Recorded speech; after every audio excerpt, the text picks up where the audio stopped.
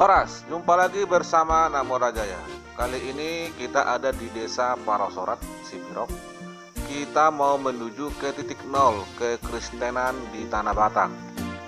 Mungkin banyak yang beranggapan agama Kristen masuk ke Tanah Batak itu pertama kali di daerah Barus, tapi tidak berkembang, kata mereka. Tapi menurut sejarah yang ditulis pihak AKBP dan GKPA, kekristenan pertama di Tanah Batak itu ada di Parosorat. Inilah desa Parosorat, di mana penduduknya itu mayoritas beragama Muslim. Tapi kalau soal toleransi, masyarakat ini bisa dikatakan sangat menjunjung tinggi yang namanya toleransi umat beragama. Oke, kita sudah sampai di tujuan, yaitu titik nol kekristenan di Tanah Batak. Berdiri sebuah gereja yang bernama GKPA Parosorat. Gereja ini kecil gitu. Jadi walaupun kecil, tapi awal kekristenan di Tanah Batak. Kalau lihat dari gedungnya sih kecil.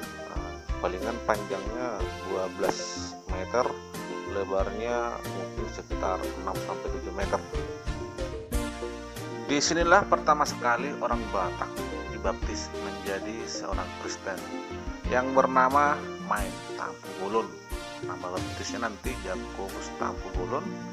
Dan yang kedua Bagar Sregar, nama baptisnya Simon Sregar. Mereka berdua nanti dibaptis oleh pendeta Gerrit van Assel, yaitu misionaris dari Belanda sebelum beliau pindah ke Pahai. Gereja ini awalnya bernama HKBP, tapi sejak tanggal 1 Agustus tahun 1976 diganti menjadi HKBPA atau Kuria Kristen Batak Protestan Angkola, karena nanti dimandirikan dari HKBP menjadi gereja mandiri. Selanjutnya nanti HKBPA itu diganti menjadi GKPA yang sekarang. Sedangkan ini merupakan tugu titik nol kekristenan di Tanah Batak.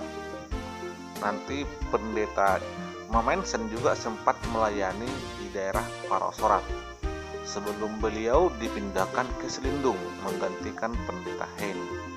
Dan nanti pendeta Mamensen berhasil menyebarkan kekristenan di Tapanuli Utara.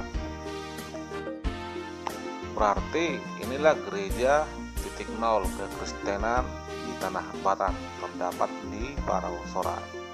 Sekian dan terima kasih. Jangan lupa di like dan subscribe.